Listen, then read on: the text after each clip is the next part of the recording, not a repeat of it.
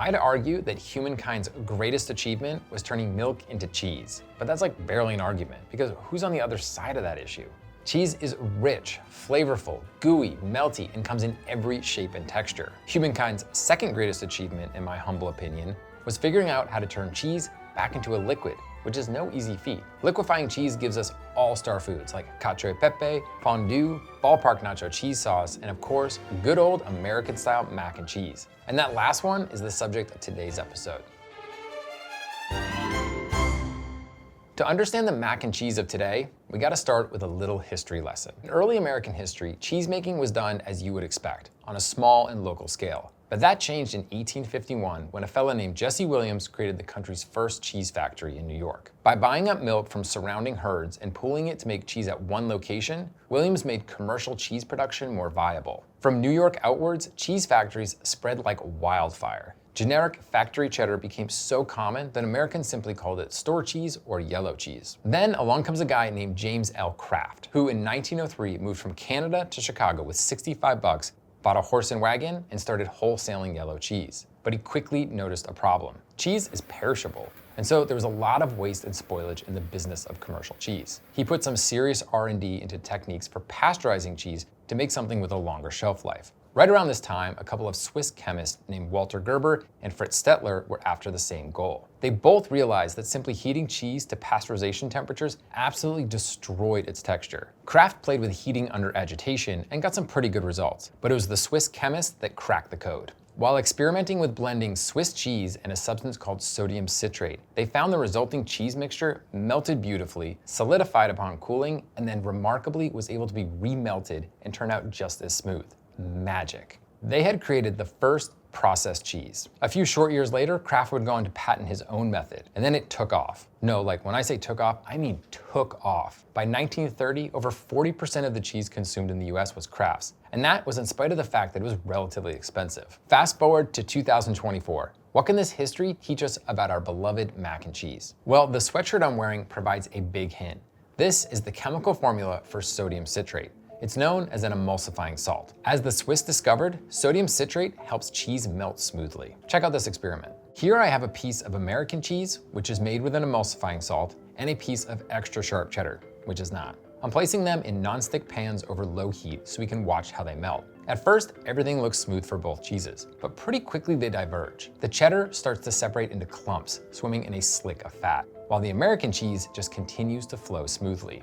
In an aged cheese like sharp cheddar, proteins are bonded tightly to each other with the help of calcium ions. When you apply heat, the fat melts and escapes long before that rigid protein structure softens enough to flow. Bring sodium citrate into the equation and you can get a cheese like that cheddar to melt smoothly with not a lump in sight. I'll show you how in just a minute. Now, thanks to some benevolent food science gods, the chemical formula for sodium citrate spells nacho, as in nacho cheese sauce. It's amazing. So of course, we put it on a sweatshirt that you can buy in 2 colorways on our site. I'm wearing yellow nacho cheese, but we also have a very collegiate maroon that feels just as at home on a college quad, an important date, or a fancy dinner party. Hit up shop.americastestkitchen.com or click the link below this video if you wanna, shop this look.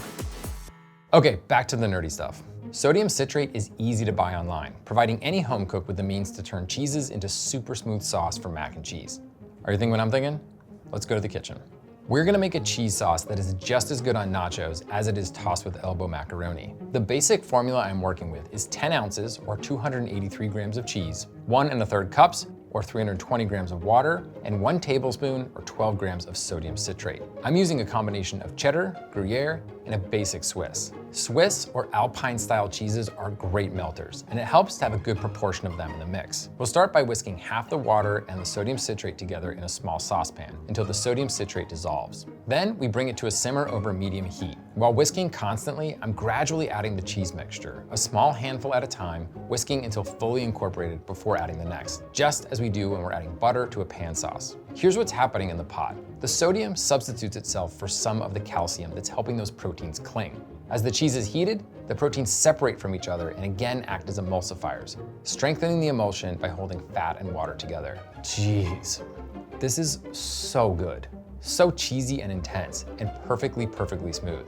Because you can pick the cheeses that go into the mix, you have total control over flavor. This is the texture of the blue box stuff, but with legit rich cheese flavor. Now I just toss this with some cooked pasta and use the remaining water to adjust the consistency to my liking. Yum, yum, yum.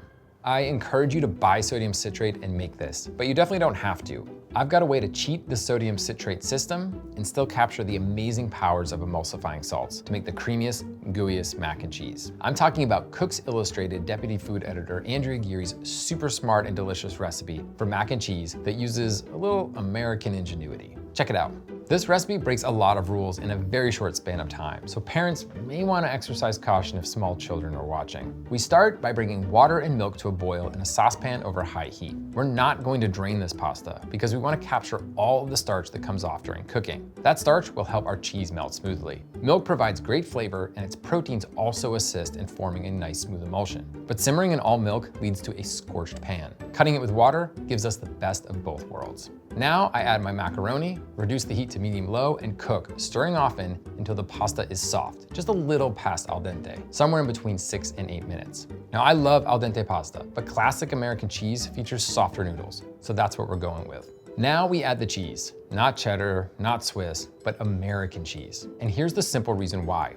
It's got the emulsifying salts we're after built right in, and we can harness it. Along with the American, I'm also gonna add a couple of flavors, mustard and cayenne, which will help boost that cheesy flavor. Off heat, we can now add cheddar for classic mac and cheese flavor. After stirring it in, I cover the pot and let it stand for 5 minutes to soften. Then we just stir until smooth and season with salt to taste. That American keeps the cheddar from breaking for mac and cheese that is just,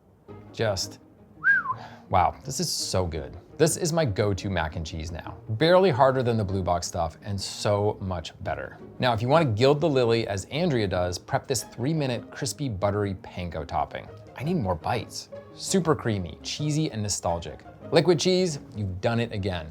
This is without hesitation how to eat macaroni and cheese. Okay, well, I'm happy now. It's your turn.